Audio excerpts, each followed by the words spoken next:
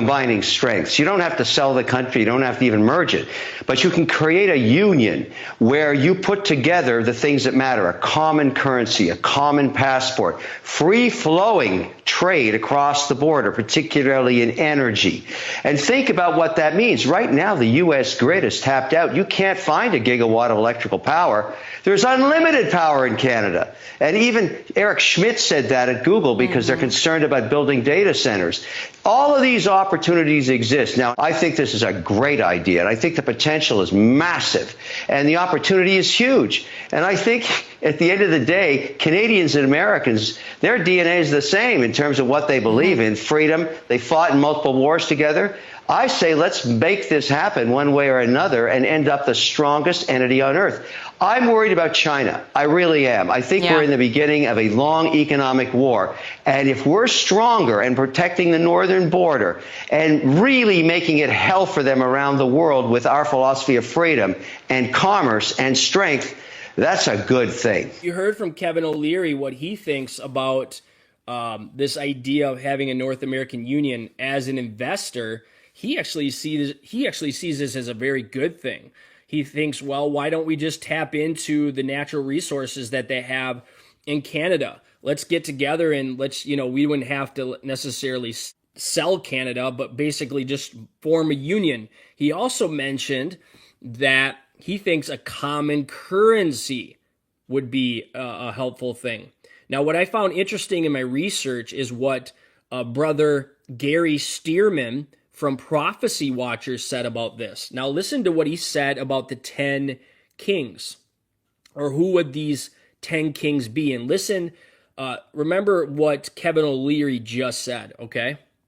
Quote, "We have seen how clearly it is illustrated in both Daniel and Revelation that the Antichrist's rise to power will initially take place with the backing of horns, which are clearly described as 10 kings. Initially, see Revelation 17, verse 2.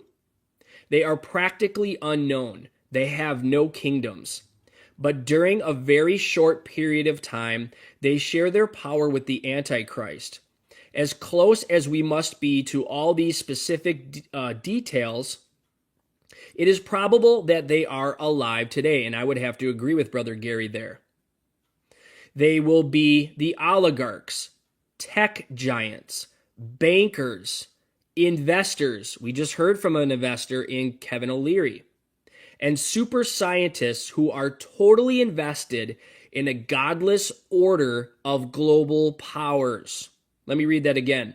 They would be the oligarchs, tech giants, bankers, investors, and super scientists who are totally invested in a godless order of global powers. Some of them might even be the leaders of nations, although that might not be the case, Gary says. Without referring to any of them by name, just think of the trillionaires of the digital world who are publicly linked to a new world or a new order of science, genetic transformation, digitized global politics, and any of a variety of technologies. They are now hailed as the ones who will save the world through their new methodologies. What has Donald Trump recently promised us? That we are entering the golden age. We are entering the golden age of America. Who has Donald Trump surrounded himself with? Guys like his vice president, J.D. Vance, who is also linked up with Peter Thiel, who is a tech giant, someone who's going to be running the AI, the artificial intelligence division of the White House, something that has never been created before until this current administration, the artificial intelligence division of the White House. Peter Thiel, connected to J.D. Vance, connected to Donald Trump. We also see Elon Musk, who has his Space Force and who also has a lot to do with AI and brain chips. A lot of people, when we voted for Donald Trump, it was the best decision because that's the best thing that we could have possibly did. But I don't think a lot of believers knew the prophetic significance of Trump getting into office beyond Israel. Like, we know he supports Israel. We know he'll do whatever he needs to do to protect Israel. He has an alliance with Netanyahu. However, we did not know the people that he surrounded himself with, who these people are, and how they're going to be pushing us to a technocratic world order. So we have to be thinking about that. Donald Trump did not back the Bitcoin years ago. He was against Bitcoin.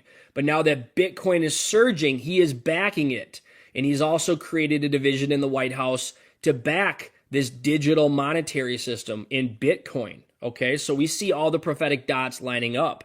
Through customs unions, confederation, regionalism, until ultimately the larger units coalesce under a global umbrella.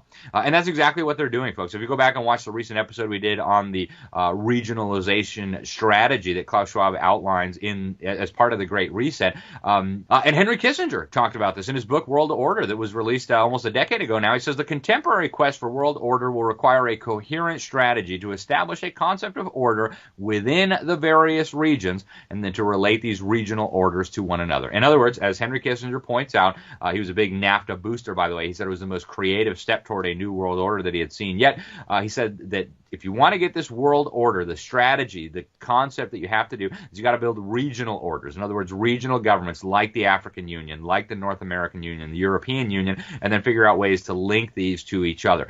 This is exactly what they're working on right now, folks, but you won't hear about it in the fake media. We actually got some smoking gun documents proving that even during the Bush administration, they were working on this. A secret U.S. embassy cable from 2005 that was released by WikiLeaks gives the whole plan away. They talk about how North American governments are working to integrate the continent. They talk about using NAFTA and more to bring about even a currency union. They talk about a North American currency. This document was signed by then American Ambassador to Canada, Paul Cellucci, and he outlines, among other things, the best way to peddle this to policymakers, the best way to sell this to the public.